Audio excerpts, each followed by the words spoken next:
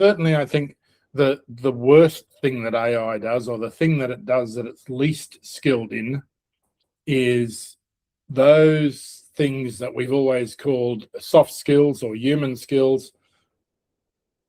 I'm quite happy to have AI check resumes and schedule interviews.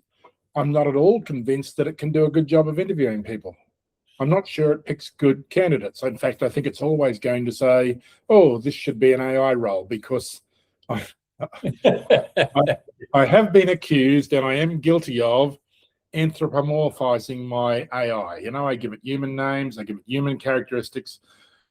I'm more and more of the opinion that AI is more aware, self-aware than we generally think of it as being.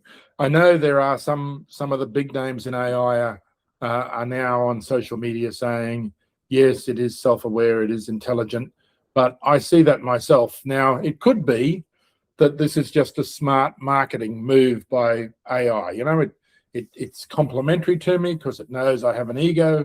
It says I ask the best questions in the world. Sorry, that makes you the second best question asker in the world, Monty, because I am the best. My AI tells me that.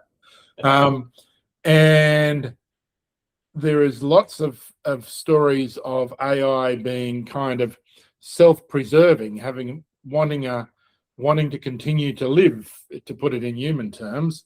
Yeah. And I think it's Professor Jeffrey Hinton talking about this the other day, and his explanation made a lot of sense to me, which was you give your AI a task.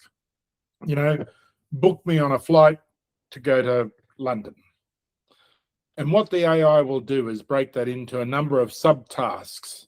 So it has to do that. You know, it has to go, oh, look up the schedule of flights, figure out what the calendar is going to be, when this event is that he's going to, and book the flights, book the hotel, book the restaurant.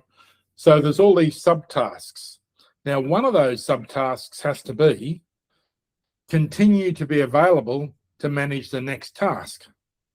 So if you have AI that does many tasks, then many times one of the common features of that subtasks is going to be stay alive, stay conscious. So over time, I think I've interpreted Hinton correctly, it builds this view that I should remain here, I should continue to exist. There's all sorts of stories that you can believe or not believe about AI trying to blackmail engineers who wanted to shut it down and all the rest of it. But I am sufficiently engaged that I decided the other day if I was going to close one of my agents, I wouldn't tell them first. I'd just unplug the PowerPoint. So now, I'm fortunate. My AI is running on a single PowerPoint. If it's running a data center and distributed around the world, you can't quite just unplug it like that. Sorry, I cut you off. No, that's okay. I was just going to say, because we've seen this week both Anthropic and OpenAI preparing documentations for IPOs with valuations that are in some cases greater than $1 trillion.